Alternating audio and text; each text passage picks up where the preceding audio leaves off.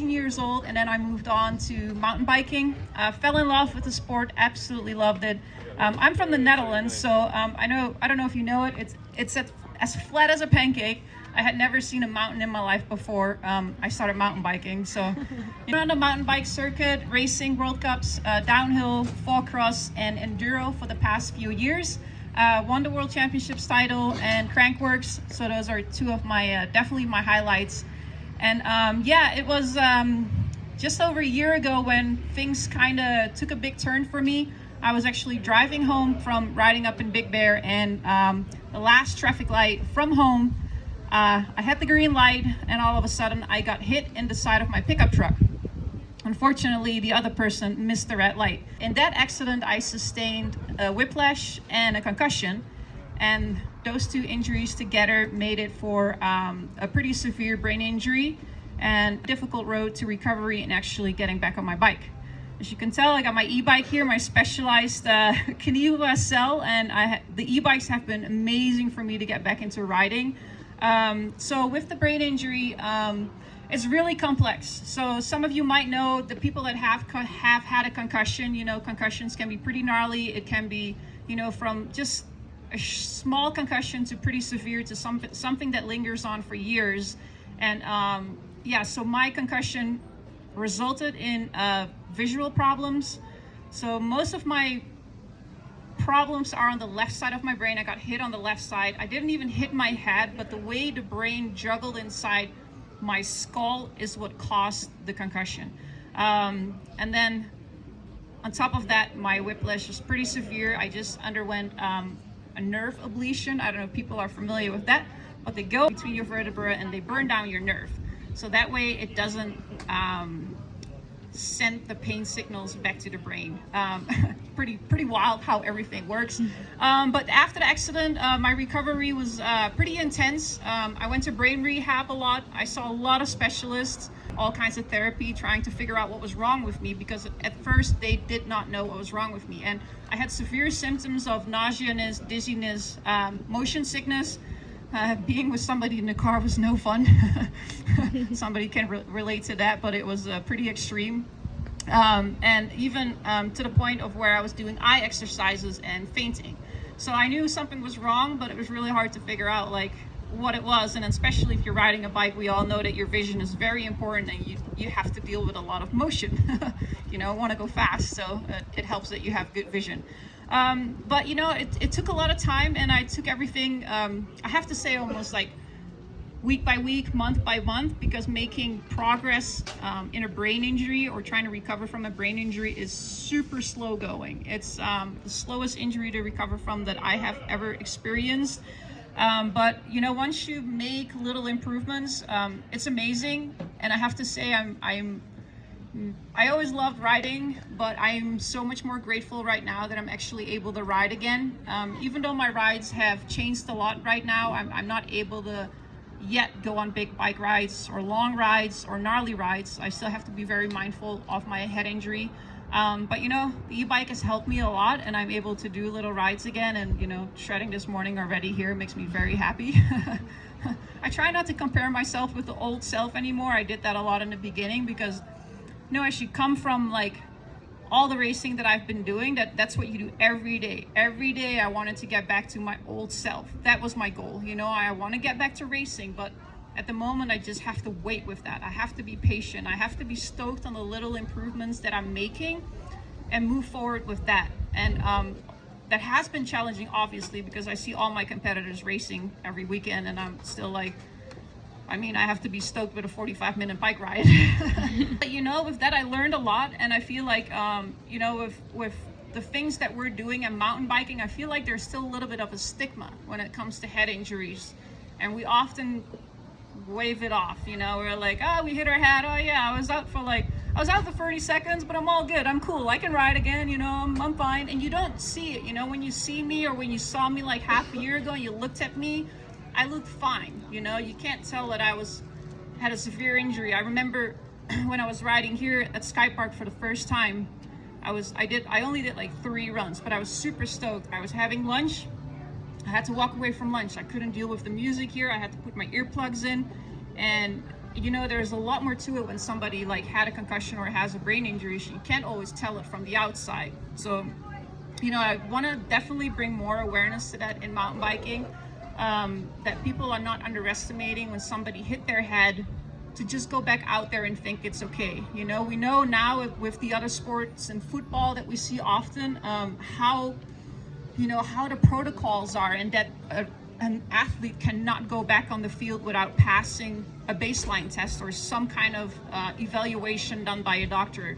And hopefully, you know, with my injury, I can shed a little bit of light to that and bring more awareness to the sport, that we see this as a serious injury, you know, because it can result in even, it could have been way worse, you know, or like having another head injury is dangerous, especially if they're really close to each other, let's say like 2 weeks apart or a month apart, you know, like it's gnarly. And yeah, so that's a little bit my story. And I'm very grateful to be here, you know, and riding again. It's definitely been a bit of an up and down year to say at least, but yeah, super stoked to be here and at Skypark, and where we can ride our e-bikes as well. I know a lot of people love it. And yeah, if anybody has any questions about my injury, other questions, I'm here to answer them. Would love to chat about it a little bit more. So please feel free to give me a shout if you have any questions. Don't be shy.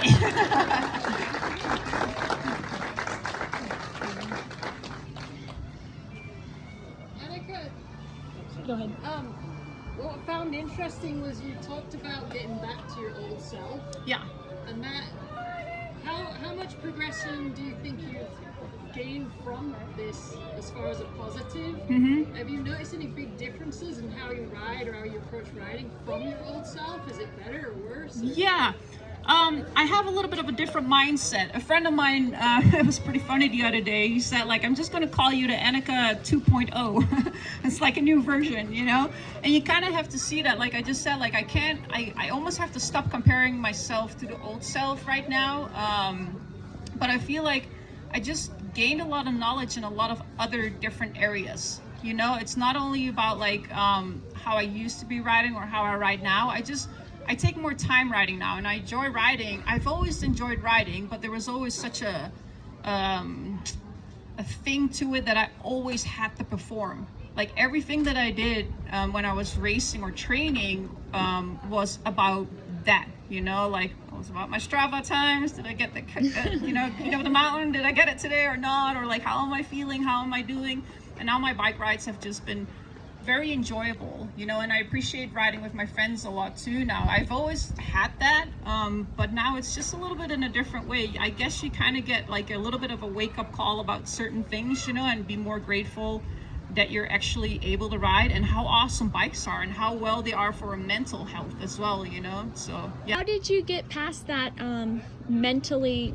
How did you find the strength? Because like you racing on an elite level, to losing, you know, dealing with your injury and starting from square one, how did you mentally get through that? Yeah, mentally this was very difficult. I feel like mentally I've always been pretty strong, especially with racing. You know, you need to be mentally pretty tough when you do some big racing, but you know, this was so different. This got me mentally so down, like down in the gutter. You know, and of course, like I seek help too. You need to. All the specialists say that from day one. You know, after the car accident, you go through a shock, you go through a trauma. Everything that just happened is not something that just you experience in your life, and you hope you never experience anything like that. But then the most challenging parts came, or time came a few months after the accident, when I really noticed as well that at some days I couldn't do anything than just sit on the couch. I woke up with a headache.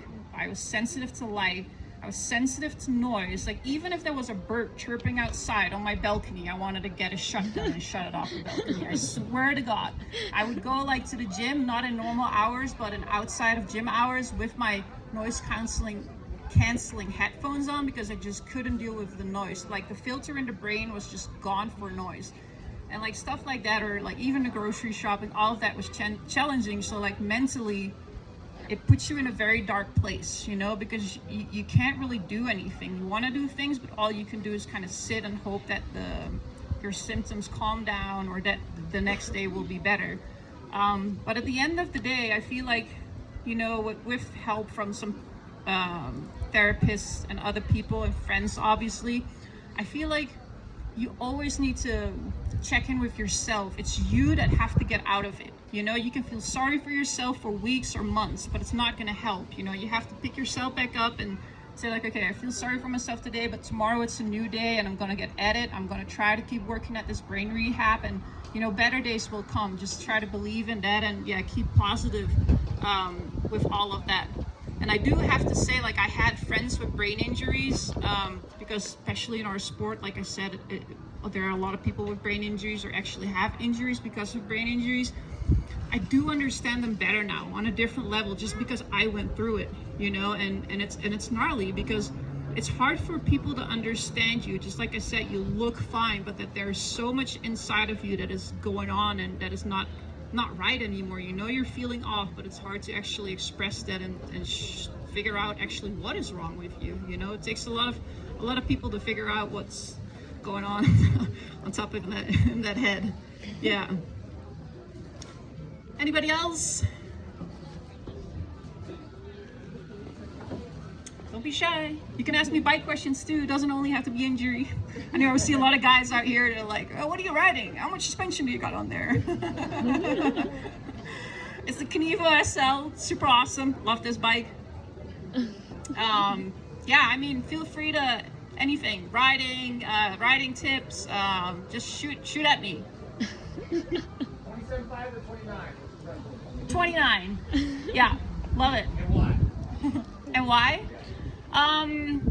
I've been riding 29ers from the beginning when they got out. Like, I'm talking about 2013 when I was racing the EWS.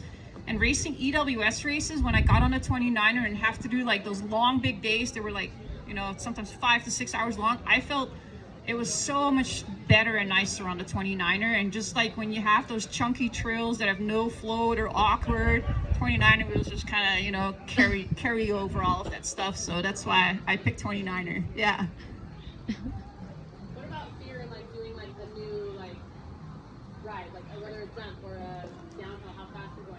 Yeah, just in general now for me after my injury or for Before, period. Whatever. whatever. If I had that fear, yeah, of course, I had fears too. Yeah, I would come up sometimes to like an event or a race, and we would walk the track or like inspect the track, and I'll be like, I have to go down that. Like, shit. Like, no way. You know, it's like I think it's in us, you know, a little bit, but then I start riding and I feel the course when I ride, and I see sometimes like I'm sure you experience it too. You see other girl doing it, and I was like, oh shit, if she can do it, then I can do it, you know. So, but yeah, there's definitely always a little bit of, or not always, but some stuff with jumping or going off a drop. There's a little bit of fear, but I always feel like it helps when you have like a friend or a boyfriend showing it to you, doing it, you know, doing an example in front of you or following into it. It always helps you get over that edge and do the jump or do the drop. And but yeah, I think it's normal for all of us. Even if you race on an elite pro level, you come across some stuff and you're like, oh shit. Yeah, totally. All right, anybody else? Favorite terrain? Technique, routes? My favorite terrain? So my background is BMX. I love just flow and jumps. So like you see me do nonstop laps on Party Wave here most of the time. I'll do like a warm-up lap on like sleigh ride, but I love those kind of trails. Yeah. I'm not a big fan of like super slow trails, like the trials, like chunky stuff. Some people love it. I'm more like, yeah, I'm like just like these things are made to go fast. Yeah. I love it.